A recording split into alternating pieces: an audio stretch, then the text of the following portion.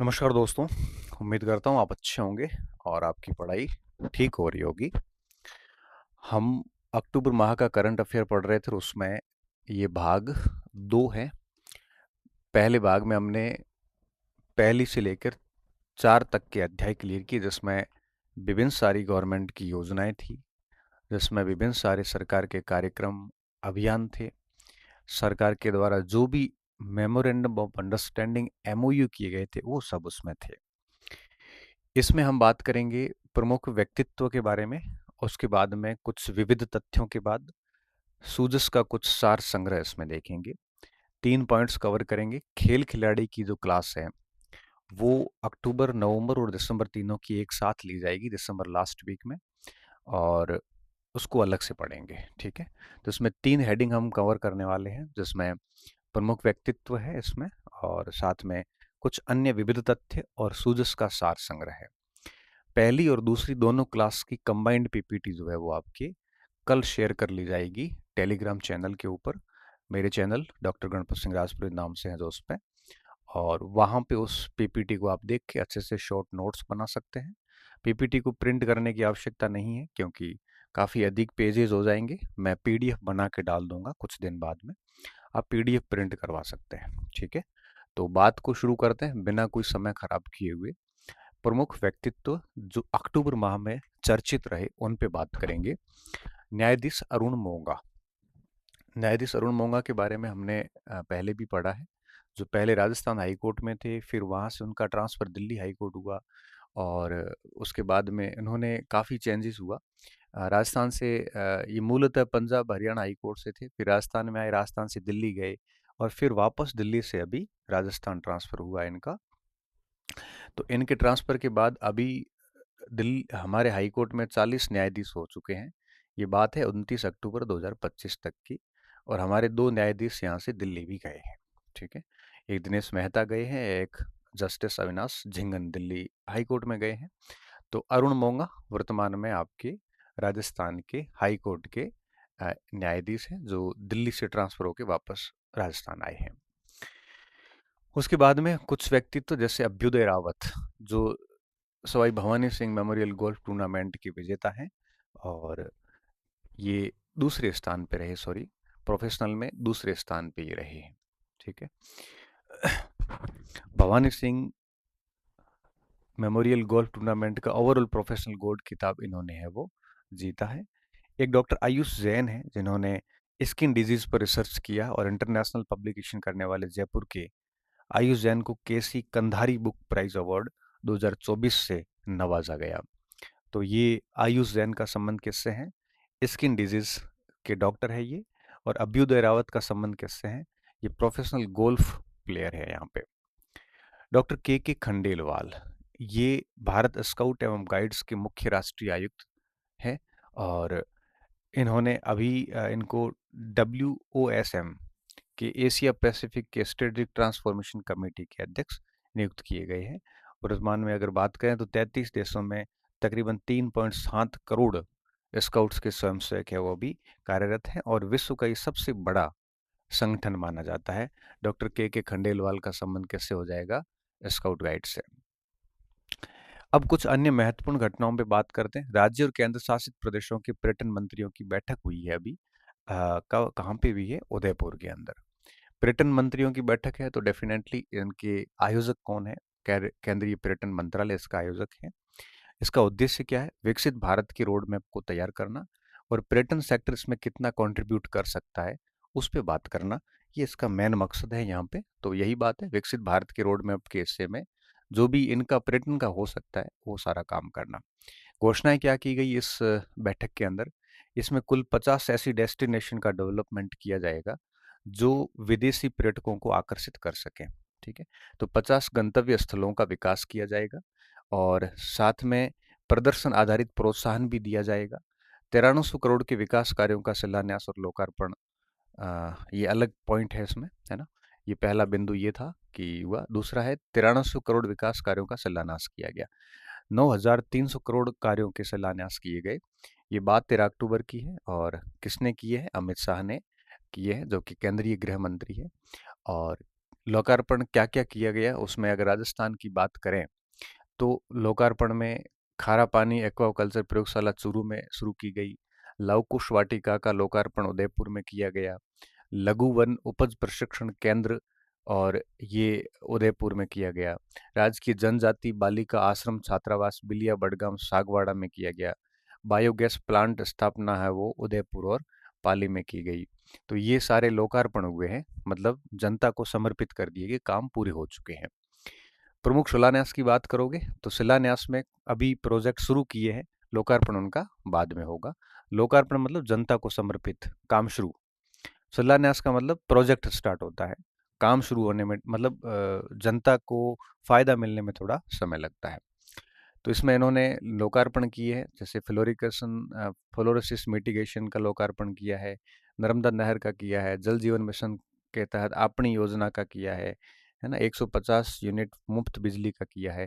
ये याद करो ना करो, ये जरूर याद करना, क्योंकि जो लोकार्पण काम हुए हैं उनका पूछ सकते हैं, ऐसे सुमिलित करो में प्रश्न आ सकता है कि खारा पानी एक्वाकल्चर प्रयोगशाला, लव कुश वाटिका, ऐसे, है ना। तो 4 ऑप्शन आ सकते हैं और चारों को सम्मिलित करने का प्रश्न यहाँ पे बन सकता है।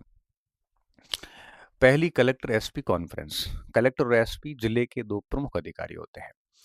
तो आपको पता है इन दोनों की कॉन्फ्रेंस आयोजित हुई है राज्य सरकार की 13-14 अक्टूबर को, और संकल्प से सुशासन चिंतन शिविर इसका नाम दिया गया। संकल्प से सुशासन चिंतन शिविर इसका नाम था, कलेक्टर और एसपी शिविर का। ध्यान रखना इस बात का। ठीक। ये पूछ सकते हैं कि संकल्प से सुशासन चिंतन शिविर का संबंध किससे है, तब आप कहोगे कि यह कलेक्टर और एसपी की बैठक है, जो पहली बार राजस्थान में ऐसा कुछ नवाचार किया गया। 7 विश्वविद्यालयों में कुल गुरु पद पर नियुक्ति। पहले ये वाइस चांसलर कहलाते थे, तो बाद में इसका नाम चेंज करके कुल गुरु कर दिया गया।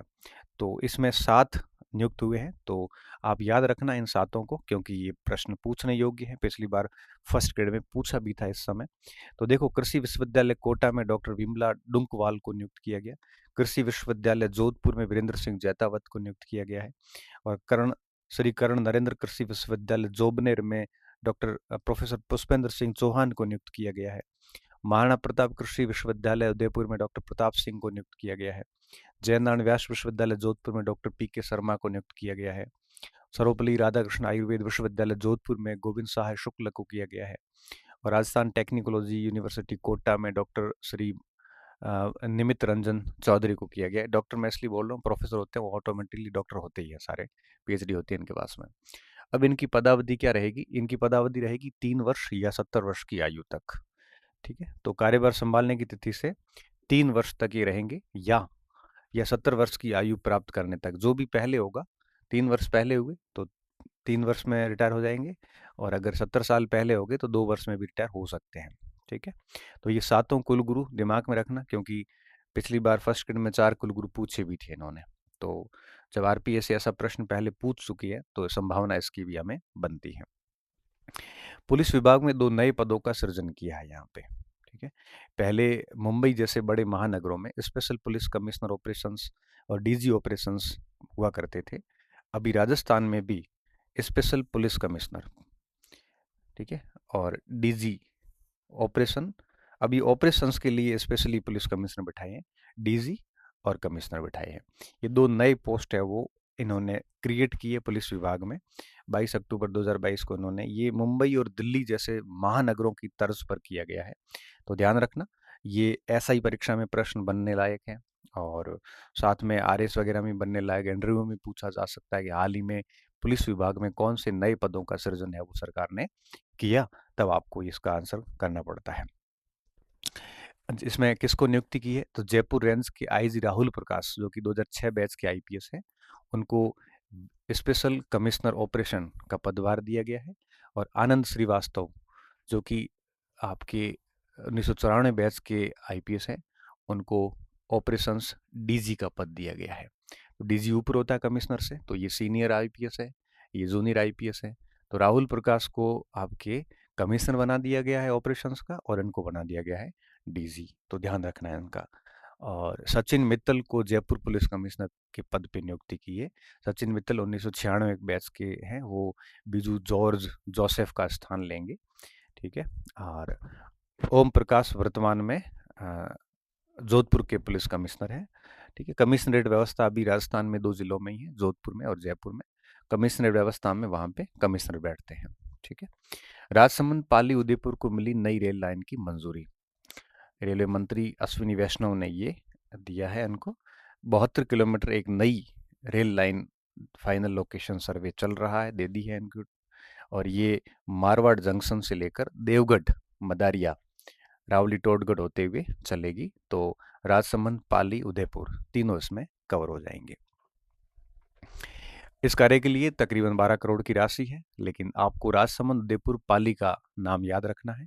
और इसके साथ ही ये क्षेत्र अहमदाबाद और जयपुर के मध्य भी संपर्क स्थापित कर लेगा, क्योंकि यहाँ तक ट्रेन चली जाएगी तो यहाँ से आगे अहमदाबाद तक ट्रेन जाती है, तो दिक्कत वाली बात नहीं। इसमें आपके रावली, टोडगढ़ है, देवगढ़ है, ऐसे कई सारे ऐतिहासिक स्थल है वो रेलवे लाइन से कनेक्ट हो जाएंगे। रेलवे लाइन से जब कोई स्थल कनेक्ट होता है तो डेफिनेटली पर्यटन को भी बढ़ावा मिलता है, इसके माध्यम से पहुंच संभव हो पाएगी। ठीक है। अपनी बस राजस्थान रोडवेज ग्रामीण परिवहन शुरू हो रहा है। अभी क्या था, अभी तक ये है कि रोडवेज की जो बसें हैं वो नगरीय क्षेत्रों तक सीमित हैं। अब रोडवेज की बसें, आपके राजस्थान रोडवेज की बसें ग्रामीण क्षेत्रों तक भी चलने वाली हैं। और 5 अक्टूबर को 2025 को मुख्यमंत्री ने इसको हरी झंडी दी और 128 ब्लू लाइन स्टार्ट करी। ग्रामीण परिसेवा में क्या होगा, 25 ग्रामीण मार्गों पर तकरीबन 169 ग्रामीण पंचायतों को इन्होंने कनेक्ट किया है। पहली बार ऐसा हो रहा है कि रोडवेजों को गांवों के अंदर कनेक्ट किया गया। पहले रोडवेज नगरीय क्षेत्रों में चलती थी, बीच में कोई गांव आते थे तो अलग इश्यू है वो। सीतापुर औद्योगिक क्षेत्र में फ्लैटेड फैक्ट्री का कॉम्प्लेक्स बनेगा, ये बात हमने पहले भी कर ली है। रिको बनाएगा इसमें, काफ़ी बड़ा अच्छा कॉम्प्लेक्स होगा जो आपके कॉम्प्लेक्स बनेगा। प्लग एंड प्ले कॉम्प्लेक्स जिसका नाम दिया गया है ना, ये रिको की पहल है अपने आप में। छोटे उद्यमियों के लिए बड़ा फ़ायदा है। ये ऐसे कॉम्प्लेक्स होंगे जिसको मूवेबल होंगे, छोटे बड़े किए जा सकते हैं। ठीक है, तो सीमेंट वगैरह के नहीं बनेंगे, नहीं तो छोटे बड़े नहीं हो पाएंगे। जूनियर मॉडल यूनाइटेड नेशंस, ये राजस्थान विधानसभा के निकट एक यूं कहिए कि एक कॉन्स्टिट्यूशन क्लब ने एक कार्यक्रम आयोजित किया था, जिसमें 7 से 10 वर्ष के जो बच्चे थे उन्होंने भाग लिया उसमें। और इन्होंने जूनियर मॉडल यूनाइटेड नेशंस आयोजित किया था, जूनियर MUN भी बोलते हैं। तो ये किसने किया है, कॉन्स्टिट्यूशन क्लब ने किया है। इसमें कौन भाग ले सकता है, 7 से 10 वर्ष के बच्चे, चूंकि जूनियर मॉडल है ना तो छोटे बच्चों का है ये। और इसको जूनियर मॉन भी नाम दिया गया है। यूनिसेफ राजस्थान के सोशल पॉलिसी स्पेशलिस्ट शफकत हुसैन ने इसमें मुख्य अतिथि के रूप में शिरकत करी। बच्चों में कूटनीतिक हो, लीडरशिप हो और उसका ग्लोबल पर्सपेक्टिव जो है वो कैसा है, ऐसी स्किल को डेवलपमेंट करना इसका मेन जो है वो उद्देश्य है। क्योंकि देखो छोटे बच्चों में उसका एक वाइड पर्सपेक्टिव होना चाहिए किसी भी मुद्दे को लेके। आप किसी भी मुद्दे पे बात करते हो तो किसी भी आइडियोलॉजी से आपका झुकाव नहीं होना चाहिए। आपका पर्सपेक्टिव बड़ा वाइड होना चाहिए, आप पक्ष विपक्ष सब पे बात कर सको। क्योंकि जब आप विचारधाराओं से बंध जाते हैं, जैसे कोई दक्षिणपंथी विचारधारा से बंध गया तो फिर वो अपने हिसाब से बात करेगा। अगर कोई कम्युनिस्ट विचारधारा से जुड़ गया तो अपने हिसाब से बात करेगा। लेकिन अगर वाइड पर्सपेक्टिव होता है तो जहाँ सही होता है वो आप जम के उसके पक्ष लेते हैं और गलत वाले का जमकर बुराई करते हो, चाहे वो किसी भी आइडियोलॉजी से रिलेटेड हो। क्योंकि ना तो कोई पूर्ण रूप से सही होता है, ना कोई पूर्ण रूप से गलत होता है। तो बच्चों में इस प्रकार की क्वालिटीज़ को डेवलपमेंट करने के लिए जूनियर मॉडल यूनाइटेड नेशंस जो है वो आपके कॉन्स्टिट्यूशन क्लब ने उसको स्थापित किया, चलाया था। ये 13 अक्टूबर 2025 की बात है। दीपावली सेलिब्रेशन के लिए देश के 10 बेस्ट शहरों की सूची में राजस्थान के 3 शहर हुए शामिल किए गए। जयपुर, उदयपुर और पुष्कर को इसमें शामिल किया गया। जयपुर को दूसरा स्थान मिला है, उदयपुर को 5वां और पुष्कर को 9वां स्थान दिया गया। ठीक है। ये ट्रेवल पोर्टल विस्टा ने इसको ये स्थान दिया है। प्रदेश का पहला इलेक्ट्रिक बस संयंत्र, इलेक्ट्रिक बसें बनाने का संयंत्र जो है वो पहला इलेक्ट्रिक, आपकी यूं समझिए अलवर के अंदर बहरोड में स्टार्ट किया गया। और कहाँ पे, कोटपुतली बहरोड जिले में, सॉरी अलवर तो रहा नहीं, कोटपुतली बहरोड जिले में, अलवर तो रहा लेकिन ये जिले अलग हो गए वहाँ से। और ये नीमराणा तहसील के अंदर घिलोट का जो औद्योगिक क्षेत्र है वहाँ पे इसको स्थापित किया जाएगा। और प्रतिवर्ष 33,000 गाड़ियाँ यहाँ से बनेगी। बहुत इंपॉर्टेंट प्रश्न है ये, बहुत इंपॉर्टेंट, कि कहाँ पर राज्य का पहला आपके इलेक्ट्रिक बस संयंत्र कहाँ बनाया गया? गिलोट में बनाया गया, नीमराणा में, जो कि कोटपुतली बहरोड का हिस्सा है। पहले यह अलवर का हिस्सा हुआ करता था। 33,000 यूनिट इसकी उत्पादन क्षमता रहेगी। ठीक है, अभी तक ऐसी कोई संयंत्र राजस्थान में इलेक्ट्रॉनिक बसों का नहीं था। 1200 करोड़ का निवेश है इसमें, और ये इलेक्ट्रिक बस उत्पादन की पहली इकाई होगी। मैं बता दूं, ये राइजिंग राजस्थान में इसका एग्रीमेंट बैठा था। ठीक है, तो हाँ, ये इलेक्ट कहाँ बैठा था? राइजिंग राजस्थान में। अब वापस दिसंबर में राइजिंग राजस्थान होने वाला है। तो गिलोट और नीमराणा में ऑलरेडी पहले से ही जापानी और कोरियाई कंपनियों के जोन बने हुए हैं। मतलब गिलोट और नीमराणा के अंदर कोरिया और जापान की कंपनियों का पूरा पार्क है। वहाँ केवल जापान की कंपनियां, और कोरिया वाले पार्क में केवल कोरिया की कंपनियां बनी। हम सीमेंट उद्योग में कई बार इसको पढ़ते भी है, तो ये बड़ा इंपॉर्टेंट पॉइंट है, इसको आप ध्यान रखना अच्छे से। उसके बाद है मयूर स्कूल जयपुर। ठीक है, ये एजुकेशन वर्ल्ड नामक एक वेबसाइट है, उसने ये रैंकिंग करी है, और उस रैंकिंग में इसको मयूर स्कूल को लीडरशिप के मामले में 5वां स्थान दिया है। तो राष्ट्रीय स्तर पर कौन सा स्थान मिला है? 5वां स्थान। किस मामले में? Student leadership and life skill development के मामले में। और जयपुर और राजस्थान में ये पहला है, और देश में ये 5वां स्कूल है। ठीक है, यह डे कम बोर्डिंग स्कूल की श्रेणी में आता है। धुवाला भीलवाड़ा, ये बहुत इंपॉर्टेंट है, और यहाँ पे जिस तरह से अपने गिलोट पढ़ा ना, वैसे ही भीलवाड़ा के अंदर यह धुवाला एरिया पहला इंडस्ट्रियल क्षेत्र घोषित किया गया है। तो ये बिल्कुल नया औद्योगिक क्षेत्र विकसित हुआ, पहला नहीं कह सकते, नया औद्योगिक क्षेत्र। कहाँ पे? मांडल तहसील भीलवाड़ा में है। ये लगभग 82.60 हेक्टेयर भूमि में किसने किया है? रिको ने यहाँ पे किया है। तो ये धुवाला बहुत महत्वपूर्ण है, इसका ध्यान रखना आप। क्योंकि देखो, कोटपुतली बहरोड में तो कई सारे हैं, बट भीलवाड़ा में होना ये अपने आप में नया है यहाँ पे। ठीक है, आगे बढ़ते हैं। एकता मार्च। एकता, यूनिटी शब्द जो है, ये सीधे सीधे जुड़ी हुई है सरदार वल्लभ भाई पटेल से। और अभी 31 अक्टूबर को उनका जयंती शताब्दी है। तो 150वीं शताब्दी, क्या 150वीं जयंती है। तो उसके उपलक्ष्य में कौन सा मार्च शुरू किया गया? एकता मार्च शुरू किया गया, और ये जयपुर में किया गया। और जयपुर क्या, मुझे लगता है जयपुर ही नहीं बल्कि पूरे राजस्थान में एकता मार्च का हुआ था। तो यह पद यात्रा जयपुर के गांधी सर्किल से लेकर अमर जवान ज्योति तक आयोजित की गई, और इसका थोड़ा ध्यान रखना। इसके अलावा कोलकाता में प्रवासी राजस्थानी सम्मेलन हुआ है। तो राजस्थान के वे लोग जो राजस्थान से बाहर रहते हैं, वहाँ पर उनको प्रवासी राजस्थानी कहते हैं। इनका सम्मेलन कहाँ पे हुआ है? कोलकाता में। जयपुर में प्रस्तावित है, जयपुर में 10 दिसंबर 2025 को ये आयोजित होगा, प्रवासी राजस्थान दिवस। और होना है कहाँ पे? कलकत्ता के अंदर। बहुत वेरी वेरी इंपॉर्टेंट है ये, क्योंकि इसको इसी साल सरकार ने घोषित किया है कि हम प्रवासी राजस्थान दिवस मनाएंगे। तो ये कब मनाएंगे? 10 दिसंबर को मनाएंगे। जयपुर में ये प्रस्तावित है, और इसका आयोजन इस बार कहाँ पे होगा? पश्चिमी अ, सॉरी पश्चिमी बंगाल की राजधानी कोलकाता में प्रवासी राजस्थान मीट का आयोजन किया जाएगा। अच्छा, दिवस कहाँ मनाएंगे? जयपुर में। और मीट कहाँ होगी? कलकत्ता के अंदर मीटिंग। और ये सारा का सारा भजन लाल शर्मा की अध्यक्षता में होना है। और राजस्थान मीट तो हो चुकी है ना, प्रवासी राजस्थान मीट 28 अक्टूबर 2025 को हो चुकी है। और प्रवासी राजस्थान दिवस कब मनाया जाएगा? 10 दिसंबर 2025 को मनाया जाएगा। दोनों अलग अलग है, लेकिन हाँ, संबंध दोनों का सेम है, उद्देश्य दोनों के सेम है। और इसमें फिर ये chemicals, textile, hosiery, IT, Shekhawati हवेली पर कई सारे राउंड टेबल आयोजित की गई इस मीटिंग के अंदर। और सामाजिक क्षेत्र में भी राजस्थानियों का इन्होंने यहाँ पे सम्मान किया है। इसके अलावा राजस्थान फाउंडेशन की कॉफ़ी टेबल बुक का भी इन्होंने विमोचन किया है। तो कई सारी चीज़ें इस मीटिंग में भी, और ये मीटिंग कहाँ पे भी? कलकत्ता के अंदर। ठीक है, Jain CPR training centre. CPR का मतलब, जब किसी को अचानक से हार्ट अटैक आ जाता है, तो अचानक हृदय गति रुक जाती है, तो फिर उसको सीपीआर दिया जाता है। ठीक है, तो सड़क दुर्घटना और अचानक हृदय गति रुकने से होने वाली मौतों को रोकने के लिए ये सीपीआर ट्रेनिंग सेंटर स्टार्ट किया जयपुर के अंदर। कहाँ पे? जयपुर में। ये बिल्कुल निशुल्क जन सेवा आधारित है। इसमें डॉक्टर, पैरामेडिकल को निशुल्क प्रशिक्षण दिया जाएगा।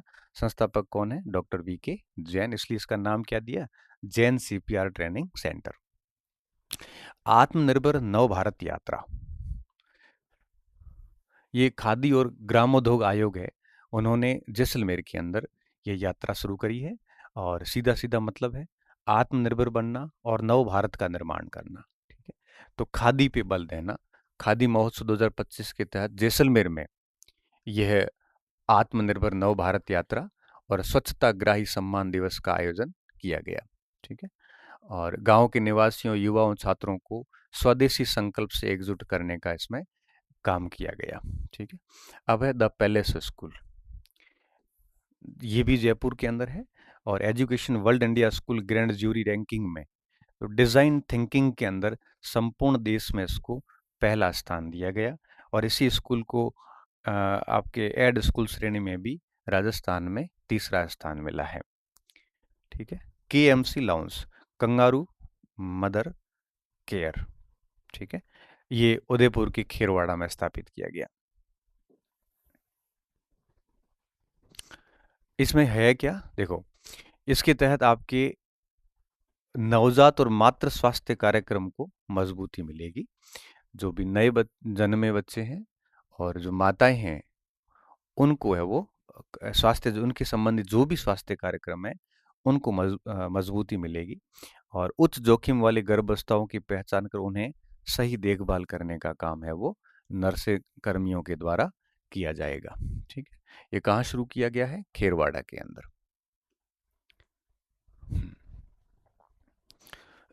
कब की बात है? 11 अक्टूबर 2025 की बात है। ठीक है, तो KMC लॉन्च ये पहला कंगारू मदर केयर है। कंगारू मदर केयर का मतलब क्या होता है? देखो, मदर केयर तो आप समझ गए। कंगारू का मतलब होता है, आप कंगारू पक्षी है ऑस्ट्रेलिया का, इसको आप यूं समझ सकते हो कि कंगारू क्या करता है, अपने जो संतान होती है उसको अपने गर्भ के बाहर है वो एक थैले के अंदर रखता है और उसका केयर करता है। तो कंगारू सबसे बढ़िया केयर माना जाता है, तो इसलिए इसका नाम दिया गया कंगारू मदर केयर। इंद्र 2025, देखो इंद्र आज नहीं है, कई सालों से आपके भारत और रूस के बीच में संयुक्त सैन्य अभ्यास होता आया है। यह महाजन फील्ड जो है आपका फील्ड रेंज बीकानेर में 7 से 15 अक्टूबर 2025 तक आयोजित किया जाएगा। तो ये एंटी टेररिस्ट ऑपरेशन है और इसके भारतीय सेना की सप्त शक्ति कमान और बीकानेर की रणबांकुरा डिवीजन की हाई इंटेंसिटी इंटीग्रेटेड एक्सरसाइज यहाँ पे शुरू हुई। आपको इतना ध्यान रखना है कि किसके बीच में हुआ है और कहाँ पे हुआ है। तो भारत और रूस के बीच में है, महाजन फील्ड के अंदर, और ये कैसा है? आतंकवादी रोधी ऑपरेशन है ये। ठीक है, उसके बाद में है आपके राज्य खनन तत्परता सूचकांक। ये खाद्यान्न मंत्रालय जारी करता है। ठीक है, और खाद्यान्न खाद्यान्न कहाँ से आया? केंद्रीय खान मंत्रालय जारी करता है और राज्य खनन तत्परता सूचकांक में राज्य को दूसरी रैंकिंग है वो दी गई है। पहली रैंकिंग मध्य प्रदेश के पास में है और तीसरी रैंकिंग गुजरात के पास में है। राजस्थान में इस समय अगर आप उसको माने सूजस को तो 82 प्रकार के खनिजों की खोज हो चुकी है, जिसमें से 57 खनिजों का खनन भी राजस्थान में हो रहा है।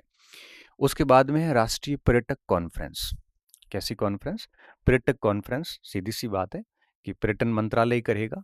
13-14 अक्टूबर को हुई और हुई कहाँ पे है? उदयपुर में। बस आपको ये ध्यान रखना है कि पर्यटक कॉन्फ्रेंस का आयोजन उदयपुर में किया गया। ये ज़्यादा याद करने का पॉइंट है, बाकी तो सारी चीज़ें स्वतः समझ में आ जाती हैं। इसमें दिया कुमारी भी शामिल हुई थी, हमारी उप मुख्यमंत्री, और विभिन्न राज्यों के पर्यटन मंत्री भी इसमें शामिल हुए। सम्मेलन का मुख्य विषय था भारत में पर्यटन को बढ़ावा देना। डेफिनेटली पर्यटन एक इंडस्ट्री है तो ये काम रहेगा। और साथ में एक राज्य एक वैश्विक गंतव्य के तहत 50 गंतव्य स्थल विकसित करने हैं। ठीक है, एक राज्य एक वैश्विक गंतव्य के तहत 50 गंतव्य स्थल यहाँ पे हमें विकसित करने हैं। और योजना है उदयपुर, जैसलमेर और पुष्कर को ग्लोबल डेस्टिनेशन के रूप में विकसित करना। ये 3 अच्छे गंतव्य स्थल है यहाँ पे। पैलिएटिव केयर, ये पहले ही हमने पढ़ लिया कि भुवनेश्वर में ये शुरू किया गया है, हुआ था, और राजस्थान को इसमें तीसरा स्थान दिया गया। राजस्थान केसरी कुश्ती दंगल। ठीक है, केसरी कुश्ती दंगल कुश्ती से रिलेटेड है और इसका आयोजन कहाँ पे हुआ? कोटा के अंदर हुआ है और खिलाड़ियों को प्रोत्साहन के रूप में 10-10 हज़ार रुपये पेंशन मिलेगी। किस खिलाड़ियों को? कुश्ती खिलाड़ियों को। आबू सौंफ 440। ठीक है, ये सौंफ है और आबू रोड पिंडवाड़ा, पिंडवाड़ा सिरोही में है के काछोली में उगी सौंफ की महक अब पूरे देश में फैल गई है। वहाँ की विशिष्ट सौंफ की किस्म है आबू सौंफ 440 और ये मान्यता दे दी गई है। कृषक अधिकार संरक्षण प्राधिकरण ने किसान किस्म के रूप में इसको नई किस्म के रूप में मान्यता दी है। किसान इशाक अली की ओर से इसको उगाया गया था और अब इसको मान्यता मिल गई है। ठीक है, प्रदेश का पहला कछुआ संरक्षण केंद्र ये धौलपुर में है और चंबल नदी के अंदर कछुए हैं वहां पे। तो हाल ही में धौलपुर में चंबल नदी के किनारे कछुआ प्रजनन केंद्र बनाया गया है और ये प्रदेश का पहला कछुआ और डॉल्फिन संरक्षण केंद्र है। ठीक है, तो करौली सवाई माधोपुर में भी इस प्रकार की योजनाएं कंटिन्यू बनाई जा रही है। जोधपुर पाली मारवाड़ इंडस्ट्रियल एरिया नाम से नया शहर बसाया जाएगा। ये बहुत महत्वपूर्ण खबर है यहाँ पे। और देखो ये आपको पता है हम कंटिन्यू पढ़ रहे हैं कि जो दिल्ली मुंबई फ्रेट कॉरिडोर है, sorry, Delhi Mumbai freight corridor का हिस्सा है। दिल्ली और मुंबई, दिल्ली भारत की राजनीतिक राजधानी, मुंबई भारत की आर्थिक राजधानी, इन दोनों के बीच में ट्रेन चलानी है और ये मालवाहक ट्रेन का पूरा गलियारा रहेगा और इसके दोनों ओर इंडस्ट्री बनेगी जिसे DMIC बोलते हैं, दिल्ली मुंबई इंडस्ट्रियल कॉरिडोर बोलते हैं। तो DMFC के दोनों ओर जो कॉरिडोर बनेगा उसको DMIC कहा गया है। तो इसके अधीन जोधपुर पाली मारवाड़ इंडस्ट्रियल एरिया बनाया जाएगा जिसका नाम होगा जोधपुर पाली मारवाड़ इंडस्ट्रियल एरिया।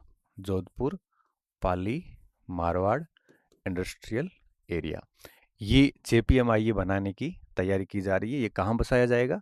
तो रोहट और कांकाणी के बीच में। कांकाणी वो घने जंगल है जहाँ पे हिरण वगैरह बहुत सारे पाए जाते हैं। यहाँ पे टेंडर प्रक्रिया शुरू हो चुकी है। इसमें पहले चरण के अंदर 641 हेक्टेयर पर 465 करोड़ का विकास किया जाएगा। यह EPC मॉडल यानी इंजीनियरिंग प्रिक्योरमेंट एंड कंस्ट्रक्शन पर निर्माण होगा। ठीक है, पूरा का पूरा प्रिक्योरमेंट होगा, कंस्ट्रक्शन किया जाएगा, इंजीनियरिंग का यूज होगा, उस पे बनेगा। और जोधपुर और पाली के बीच ये नया शहर राष्ट्रीय औद्योगिक गलियारा विकास निगम लिमिटेड का हिस्सा होगा। इस नेशनल प्रोजेक्ट के देश भर में 9 औद्योगिक परियोजनाएं विकसित की जा रही है। तो पहली बार ऐसा हुआ है कि रिको और NICD मतलब नेशनल इंडस्ट्रियल जो डेवलपमेंट गलियारा है उसके बीच में पहली बार ऐसा समझौता हुआ है। तो ये बड़ा अच्छा प्रश्न बनता है यहाँ पे। इस पूरे प्रोजेक्ट को अगर एक नज़र में देखें तो 465 करोड़ रुपए खर्च होंगे। 1 लाख से अधिक लोगों को डायरेक्ट इनडायरेक्ट रोजगार मिलेगा, 1,55,000 लोगों को। 6 साल में ये प्रोजेक्ट पूरा हो जाएगा। ठीक है, 3 सेनाओं का एक संयुक्त अभ्यास है त्रिशूल, ये ध्यान रखना है आपको। आयोजन होगा त्रिशूल का, कब होगा? 30 अक्टूबर से 10 नवंबर के बीच में चल रहा है अभी। कहाँ पे? पोखरण फायरिंग रेंज जैसलमेर में। थल, जल और वायु तीनों सेनाओं का ये अभ्यास है जिसमें स्वदेशी जो हथियार है उनकी टेस्टिंग की जाएगी। युद्ध अभ्यास होते रहते हैं समय समय पे ताकि हथियारों को जंग न लगे और सैनिकों की प्रैक्टिस कम न पड़े। क्योंकि भारत शत्रुओं से घिरा हुआ देश है, इसलिए समय समय पर इसकी प्रैक्टिस हो जानी बहुत ज़्यादा ज़रूरी है। और यह त्रिशूल अभ्यास जैसलमेर से शुरू होकर कच्छ तक चला। ठीक है, तो इसको बहुत अच्छे से ध्यान रखना, ये त्रिशूल परीक्षा में पूछने योग्य प्रश्न है ये। रक्षा मंत्री राजनाथ सिंह ने किया शौर्य वन का उद्घाटन। अभी रक्षा मंत्री आपको पता हो तो जैसलमेर आए थे और वहां पर इन्होंने यह आर्मी कैंट में शौर्य वन का उद्घाटन किया और इस वन में विभिन्न सारी पौधे और वनस्पतियां लगाई गई हैं। ठीक है, पहली ई-लाइब्रेरी राजस्थान विश्वविद्यालय के अंदर आपके स्वामी विवेकानंद ई-लाइब्रेरी की बात हो रही है यहाँ पे। तो 17 अक्टूबर को RU के सामने ही स्वामी विवेकानंद ई-लाइब्रेरी का उद्घाटन किया गया। ये नगर निकाय की ओर से संचालित है। ठीक है, जयपुर नगर निगम इसको, महानगर निगम इसको संचालित कर रहा है। ये पॉइंट पूरा हो गया। अब हम आते हैं आखिरी बिंदु पे, जिसमें सूजस से रिलेटेड जो भी बातें हैं, सार सामग्री जैसे हम कह सकते हैं, वो सारी इसमें शामिल की गई है। तो सूजस में जो टॉपिक हमने पढ़े, इसके अतिरिक्त कुछ जो बातें हैं वो सारी इसमें ली गई हैं। ठीक है, तो इसमें अब वही तथ्य, इसमें सूजस के अंदर मेन खबरों के अलावा कुछ पॉइंट्स जो समझ में आए वो सारे हैं। इसके बाद ये क्लास पूरी हो जाएगी। जयपुर की दो रेलवे स्टेशन खातीपुरा और गांधीनगर स्टेशनों के नाम के आगे अब जयपुर जोड़ा जाएगा। तो ये जयपुर गांधीनगर और Jaipur Khatipura. Clear. Operation cyber sailed, ये बहुत पहले से चला आ रहा है कि राजस्थान पुलिस ने साइबर अपराधों को कम करने के लिए ऑपरेशन चलाया था। मिशन सक्षम, इसमें हमने पहले बात की थी कि जो भी सक्षम योजना जो है, वो तो जो भी आपके विकलांग वगैरह लोग हैं उनको, सहायक वृद्ध वगैरह लोग हैं उनको उनके इंस्ट्रूमेंट जो होते हैं वो उनको उपलब्ध करवाए जाएंगे। मिशन सक्षम क्या है? जो आदिवासी इलाके हैं, स्पेशली एकलव्य विद्यालय वाले जो आबू रोड के इलाके हैं, वह 9वीं से 12वीं के छात्रों को नीट और जेई की तैयारी करवाई जाएगी, साप्ताहिक कक्षा ली जाएगी और ये नवोदय फाउंडेशन को दिया गया है पूरा का पूरा। तो ये मिशन सक्षम है, जिसमें आदिवासी क्षेत्र के बच्चों को नीट और जेई की प्रिपरेशन है वो करवाई जाएगी। कौन करवाएगा? नवोदय विद्यालय करवाएगा। राज्य के सभी विश्वविद्यालयों में पंडित दीनदयाल उपाध्याय के जीवन दर्शन पर आधारित एक शोध पीठ होगी। शोध पीठ में क्या होता है कि एक यूनिवर्सिटी का जो मेन कैंपस होता है, वहाँ एक रूम होता है, ऊपर शोध पीठ लिखेंगे, उसके अंदर उस व्यक्ति से जुड़ा हुआ जितना भी लिटरेचर है वो सारा रखा जाएगा और वहाँ पर जो कोई उसके ऊपर पीएचडी करना चाहे, रिसर्च करना चाहे, पेपर लिखना चाहे, तो शोधार्थी वहाँ पे आते हैं और उस शोध पीठ के अंदर जो लिटरेचर पड़ा है उसके बेस पे रिसर्च करते हैं। और कोई नया शोधार्थी अगर कोई नया पेपर या पुस्तक पब्लिश करता है तो शोध पीठ में रखी जाती है, ताकि भावी शोधार्थियों के लिए वो काम आ सके। शोध पीठ का एक निदेशक होता है जिसको जनरली यूनिवर्सिटी के प्रोफेसर को वहाँ पे निदेशक नियुक्त किया जाता है। तो ऐसा इन्होंने तय किया है बीजेपी सरकार ने कि पंडित दीनदयाल उपाध्याय के जीवन दर्शन पर आधारित शोध पीठ सभी विश्वविद्यालयों में होगी। अभी हाल ही में आपने पढ़ा हो तो खेताराम जी महाराज, जो कि राजपुरोहित समाज के कुल गुरु माने जाते हैं, राजपुरोहित समाज उनको भगवान के रूप में मानता है, जिन्होंने आशोतरा का ब्रह्मा जी का मंदिर बनाया था। खेताराम जी का मंदिर भी वहाँ पे बना हुआ है। उनके नाम की एक शोध पीठ जय नारायण विश्वविद्यालय जोधपुर में स्थापित की गई। तो ऐसे जो महापुरुष होते हैं या कोई ऐसे व्यक्ति होते हैं, महात्मा होते हैं, उन लोगों के बारे में ऐसी पीठ बनाई जाती है ताकि उनके ऊपर शोध कार्य हो, रिसर्च हो। देखो जैसे डॉक्टर अम्बेडकर पे कई सारे शोध पीठ बनी हुई है, तो इसी प्रकार की एक शोध पीठ है वो बनाई जाएगी। बैरियर फ्री टोल सिस्टम, तो बैरियर फ्री मतलब गाड़ियां सीधी निकल जाएगी, टोल अपने आप काटता रहेगा। तो जो जयपुर गुड़गांव नेशनल हाईवे 48 को इसमें लागू किया गया है, ताकि वहां पे गाड़ियां इतनी होती हैं कि कई बार टोल पे घंटा घंटा गुजर जाता है, तो उस जगह पे ऐसे बाधा मुक्त टोल सिस्टम लागू किए गए हैं। Miss tin international 2025 Lorena Ruiz जिसकी जीती, वनस्थली विद्यापीठ टोंक को सेवा पर्व 2025 हेतु चयनित किया गया एसोसिएशन ऑफ इंडियन यूनिवर्सिटीज के द्वारा। और राजस्थान सरकार ने निर्यात, परिवहन और पशु मेलों में ऊंट ले जाने पर 11 साल पुराना प्रतिबंध अब हटा दिया है।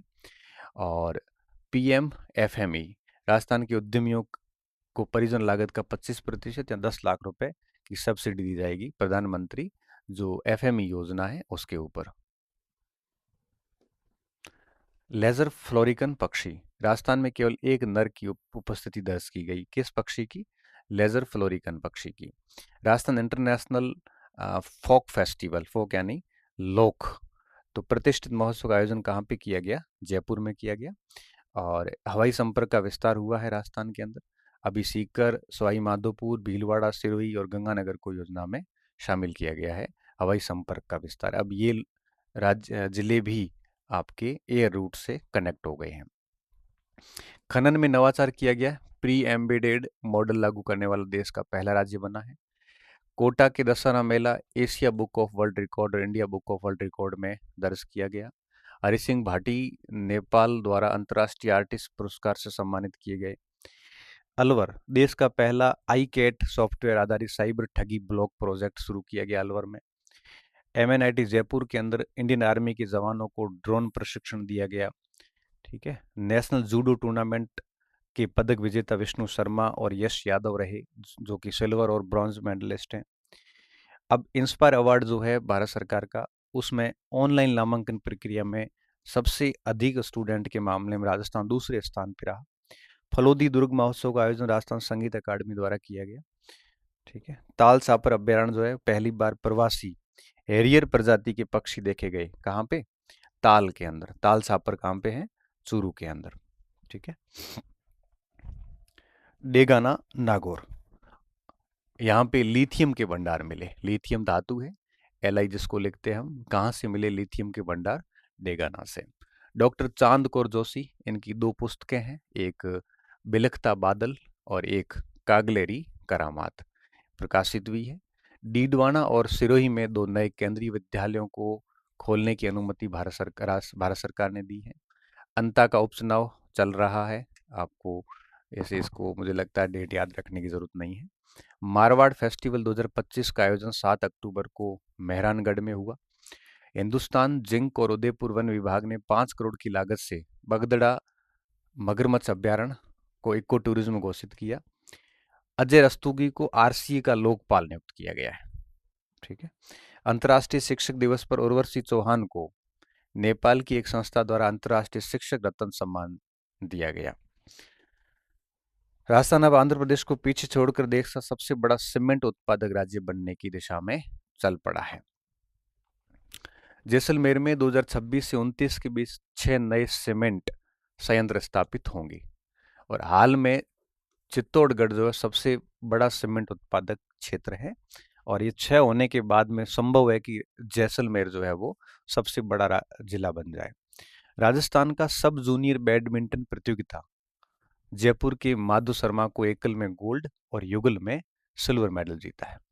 राजस्थान जूनियर तीरंदाजी तो प्रतियोगिता हुई, उसमें खुशी कुमावत प्रथम स्थान पर रही, प्रियांशी द्वितीय और कृष्ण कुमार बाड़मेर के ये आपकी बॉयज में प्रथम स्थान पर रहे। भारतीय सेना ने एक टैंक T-55 को शेखावटी विश्वविद्यालय सीकर को भेंट किया। वो ग्राउंड में रखेंगे फिर आगे ले जाके।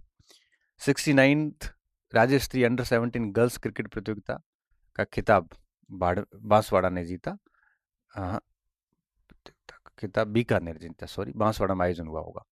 जयपुर में अखिल भारतीय राष्ट्रीय शैक्षिक महासंघ का 9वां अधिवेशन हुआ था, जामडोली के अंदर हुआ था ये, केशव पीठ के अंदर। गो कृषि जीवन अभियान का शुभारंभ सांचौर जालोर से हुआ, पथमेड़ा गौशाला है यहाँ पे। देश का पहला मॉडिफाइड BTPN रैक कोटा में तैयार किया गया। और ललित तिवारी को NSS पुरस्कार दिया गया, राष्ट्रपति पुरस्कार। वंशिका शर्मा को मैथ गर्ल नाम से राष्ट्रीय रिकॉर्ड बनाया, जो कि चिड़ावा की है, झुंझुनू की। बीकानेर के साहित्यकार राजेंद्र स्वर्णकार को जन कवि प्रदीप शर्मा सम्मान दिया गया।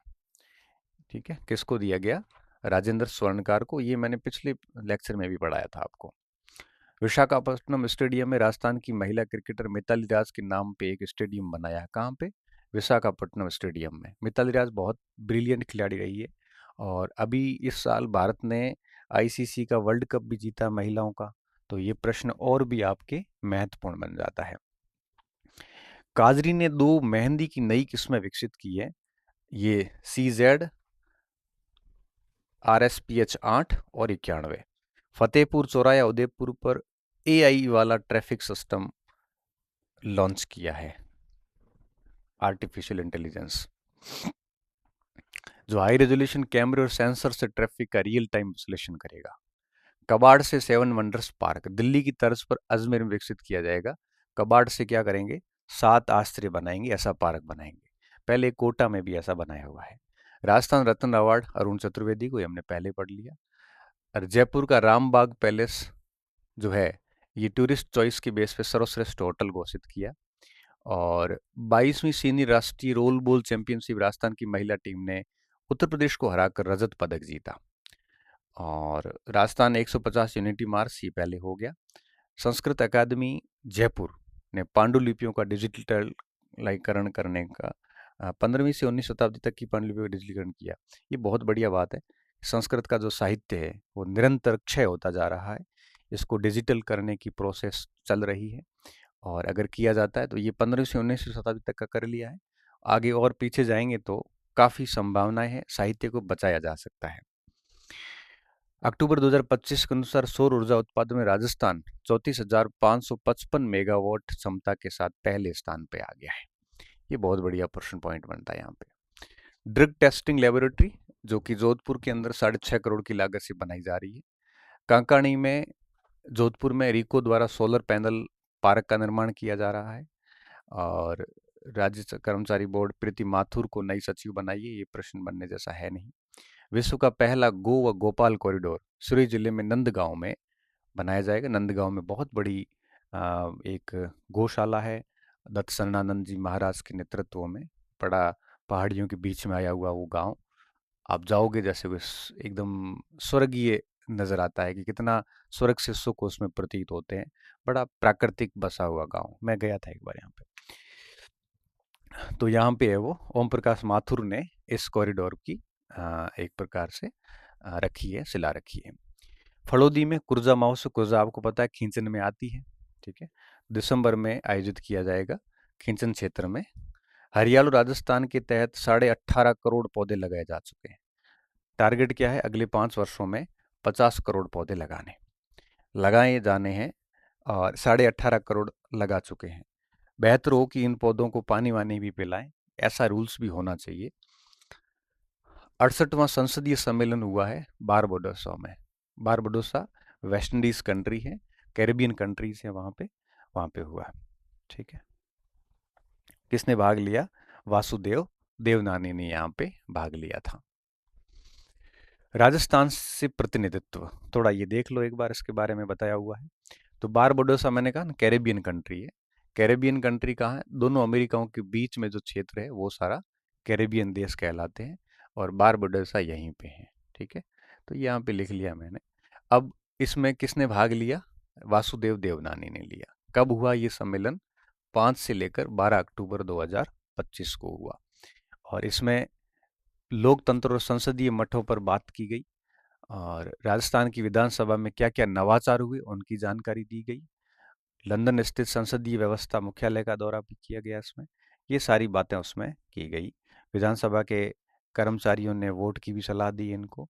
तो आपको इतना ध्यान रखना है कि आपको 68वां संसदीय सम्मेलन बारबोडोसा में हुआ, राजस्थान की तरफ से वासुदेव देवनानी ने भाग लिया, क्योंकि मेजर पॉइंट यही है, परीक्षा में आने लायक पॉइंट इसमें यही है यहाँ पे।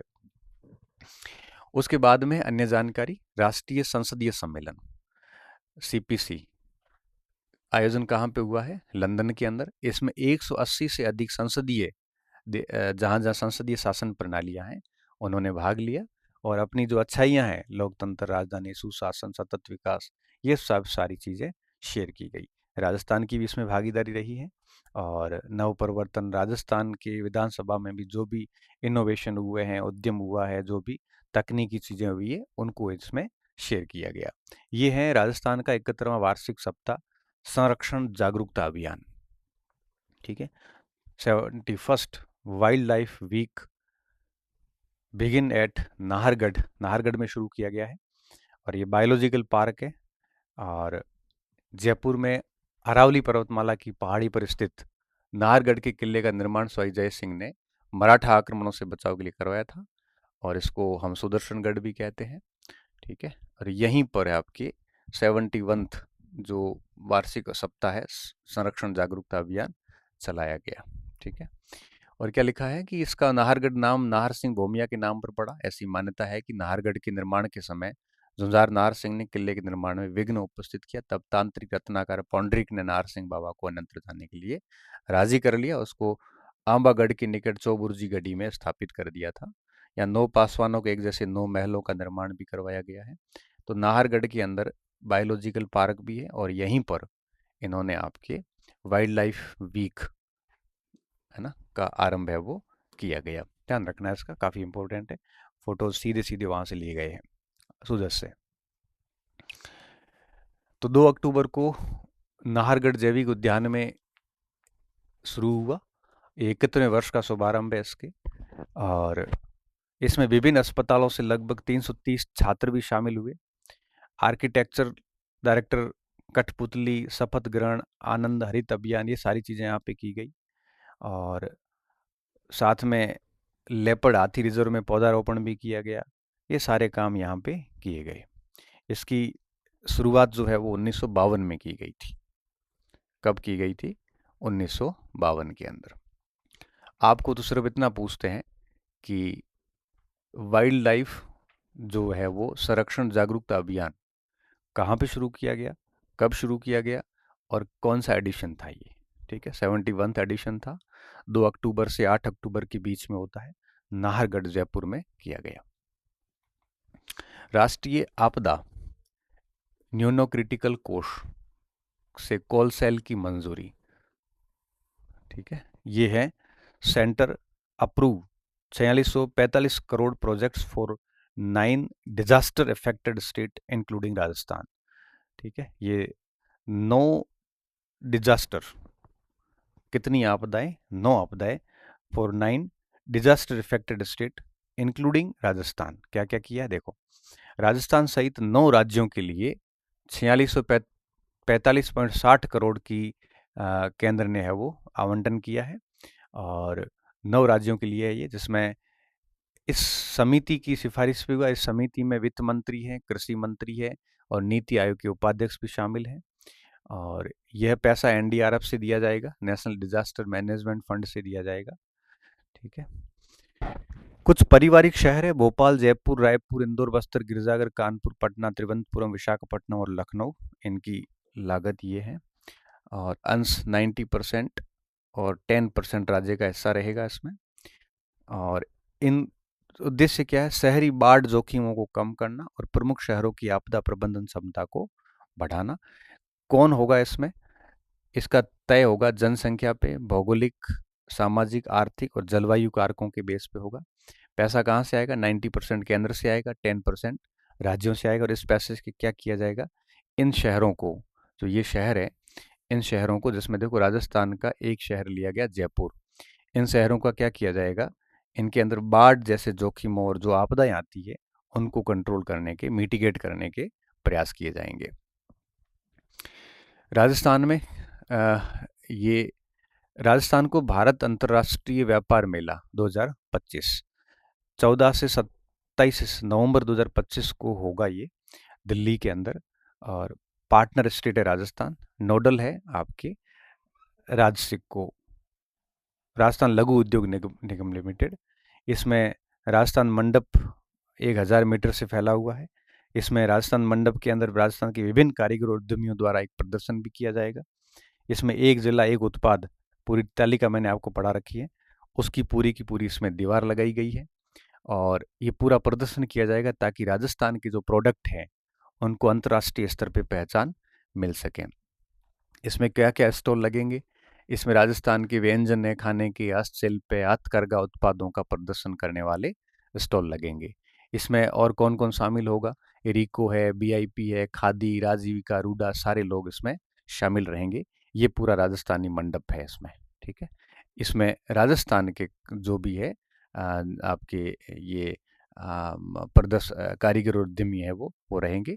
और इससे क्या होता है कि ये जो छोटे छोटे उत्पाद होते हैं, एक तो इनको आइडेंटिटी मिलती है, तो इनकी खरीद भी होती है, तो अच्छी कीमत प्राप्त हो जाती है इन कारीगरों को, उद्यमियों को। तो राजस्थान को इससे बहुत फायदा होता है, क्योंकि ये चीज़ें जब एक्सपोर्ट होती है तो राजस्थान विकसित होने की दिशा में आगे बढ़ता है। जयपुर में smart city roof top farming project, ये हमने पहले भी बात की, दुर्गापुरा में इसका सम्मेलन हुआ था। और जयपुर में चयनित घरों के ऊपर ऑर्गेनिक सब्जियां वगैरह बोई जाएगी, उसको लेके हैं ये। तो यह अंतर्राष्ट्रीय बागवानी नवाचार और प्रशिक्षण संस्थान दुर्गापुरा ने इसको शुरू किया है। उद्देश्य क्या है? निजी आवासों की छतों पर सब्जियों की खेती को बढ़ावा देना। ठीक है, और ये केवल निजी अमेरिका के स्वामी ऐसे कैसे लिखा है? निजी परिवार के स्वामी होते हैं वही आवेदन कर सकेंगे। और वाणिज्यिक संस्थान और गैर आवासीय पात्र नहीं होंगे इसमें। ठीक है, और सरकारी अनुदान मिलेगा 70% और 30% खर्चा व्यक्ति को खुद का देना है। 53,000 का खर्चा है टोटल। आवेदन की प्रक्रिया रह रहेगी, आधार पहले आओ पहले पाओ। साइबेरिया आवेदन पत्र केवल दुर्गापुर से उपलब्ध रहेंगे। क्या लिखा है ये, थोड़ा सा इन्होंने आवेदन पत्र केवल कहाँ रहेंगे, दुर्गापुर में रहेंगे। ये टाइपिंग मिस्टेक हुई है इनकी। ये स्मार्ट रूफटॉप फार्मिंग प्रोजेक्ट है, घरों के ऊपर इस तरह से खेती की जाएगी। राजस्थान में सहकार संबद्धता अभियान, सहकार मेंबरशिप कैंपेन है। तो Sahkar membership campaign in Rajasthan, expansion of cooperative network, एक सबके लिए सब एक के लिए। सहकार का मतलब क्या होता है, मैं आपके लिए काम करूं, आप मेरे लिए करें, दोनों मिल के करें, नो लॉस नो प्रॉफिट के ऊपर। तो इसमें सहकार मेंबरशिप को बढ़ाने के लिए नेहरू सहकार भवन, यहाँ पे जो कोऑपरेटिव ऑफिसर्स होते हैं उनकी ट्रेनिंग भी होती है, ये इनका मेन हेडक्वार्टर है यहाँ पे।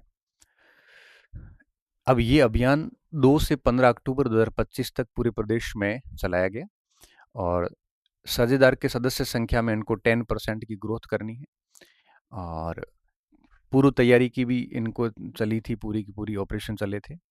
लगभग 1.5 लाख आवेदन पत्र प्राप्त हो चुके हैं। इसमें 18 वर्ष से अधिक आयु का कोई भी संबंधित व्यक्ति समिति क्षेत्र का निवासी इसका सदस्य बन सकता है।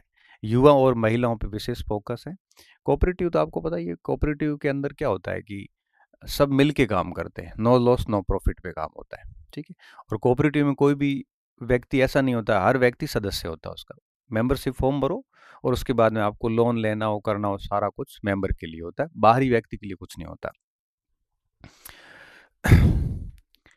तो सभी पैक्स का गठन किया जाएगा। 1500 ग्राम सहकारी सर्वे की कुल राशि तय की गई है और कई सारे शिविर आयोजित किए जाएंगे। सांसद खेल महोत्सव, एमपी खेल, ये चल ही रहा है अभी। 15 जयपुर शहर में 15 अक्टूबर से सांसद खेल महोत्सव शुरू किया गया जयपुर में। इसमें उद्देश्य सीधा सीधा युवाओं में फिटनेस, खेल, स्वस्थ जीवन शैली को बढ़ावा देना है। इसमें आपके कबड्डी, खो खो, कुश्ती, रस्साकसी, सितोलिया, मल्लखंब जैसे पारंपरिक भारतीय खेलों के साथ साथ क्रिकेट, फुटबॉल, वॉलीबॉल, एथलेटिक्स, तीरंदाजी, बैडमिंटन और शतरंज जैसे आधुनिक खेल भी शामिल होंगे। 3 स्तरों पे प्रतियोगिता होगी, पहले संभाग पे, फिर विधानसभा क्षेत्र पे और उसके बाद लोकसभा स्तर पर की जाएगी। महिलाओं और दिव्यांगजन खिलाड़ियों के लिए भी विशेष कार्यक्रम आयोजित किए जाएंगे। ये सांसद खेल MS sports festival to be organised in Jaipur from 15 October, तो 15 अक्टूबर से इसको शुरू किया गया है।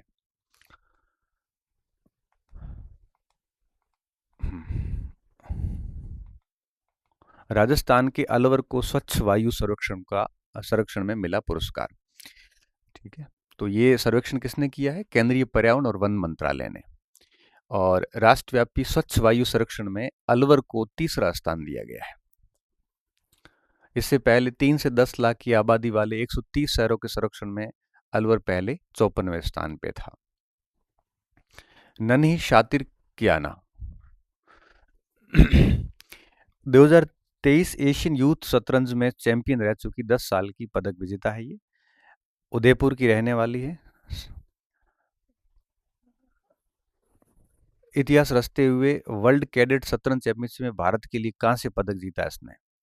ये प्रतियोगिता कहाँ हुई थी, अल्माटी में आयोजित हुई थी, कजाकिस्तान। और अंडर 10 में इसने भारत का कियाना ने प्रतिनिधित्व किया है। इन्होंने प्रतिनिधित्व किया और 11 राउंड में 8.5 अंक हासिल करते हुए अपना 8वां इंटरनेशनल पदक अपने नाम किया, ठीक है। इससे पहले कियाना ने 2023 में एशियन यूथ चेस चैंपियनशिप का खिताब भी जीता था और वो अंडर 9 साल की चेस चैंपियन भी है। कियाना विश्व कैडेट और यूथ ब्लिट्ज चैंपियनशिप जो कि ग्रीस में आयोजित हुई थी, उसमें भी इसने ब्रॉन्ज मेडल है वो जीत चुकी है। MDS स्कूल छात्रा कियाना ने अपनी सफलता का श्रेय हेमल थांकी और अपने माता पिता को दिया था। कियाना ने प्रारंभिक रैंक 18 से शुरुआत करते हुए कांस्य पर सफर संपन्न किया। इस टूर्नामेंट में प्रदर्शन के से रेटिंग इसकी है वो 1897 रही और लगातार ये बेहद अच्छा प्रदर्शन है वो करती जा रही है। नवंबर में ये कॉमनवेल्थ चेस चैंपियनशिप में भारत का प्रतिनिधित्व भी करेगी। ठीक है, छोटी बच्ची है, अंडर 10 की है, तो कियाना याद रख लेना आप। राजस्थान का पहला जिराफ जोड़ा, क्या क्या याद करना पड़ता बताओ आजकल नौकरी लगने के लिए।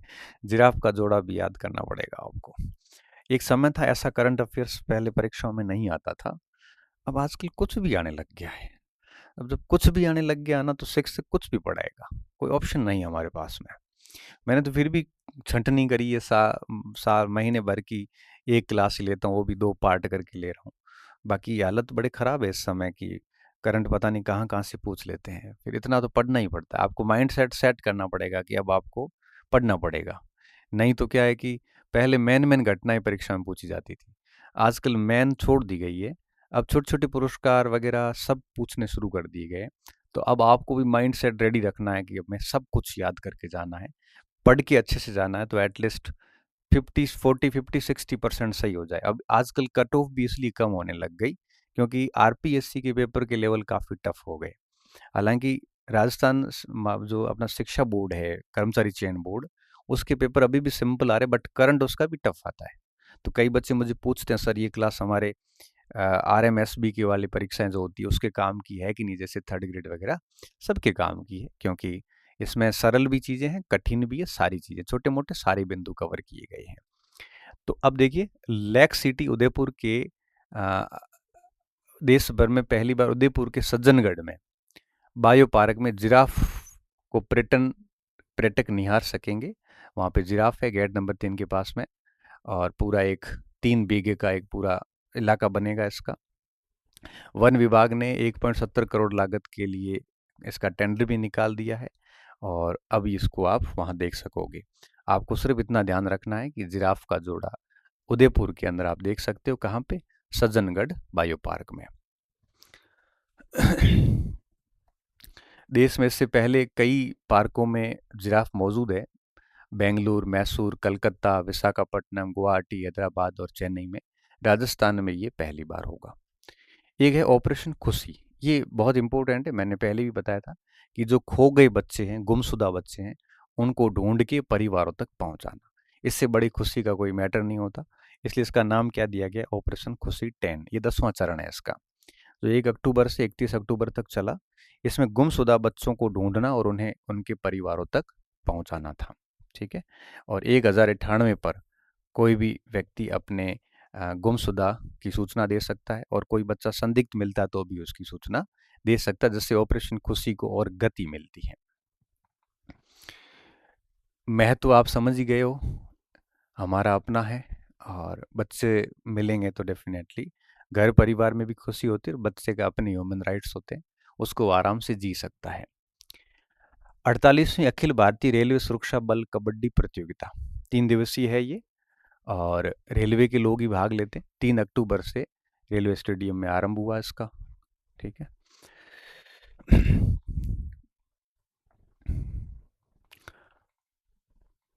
एक सेकेंड, कहाँ गया। हम्म, उसके बाद में है किसानों का विदेशी भ्रमण। तो ये हमने पहले ही देख लिया कि हमारी सरकार जो है एनहेंसमेंट करने के लिए किसानों को नीदरलैंड और डेनमार्क जैसे क्षेत्रों में भेजेगी, ताकि वहाँ से कृषि, पशुपालन, डेयरी के कुछ बिंदु वहाँ से सीख के हमारे किसान आए। 50-50 किसान जाएंगे यहाँ से, और पहली टीम में सीकर जिले से 3 और नागौर से 1 का चयन किया गया है।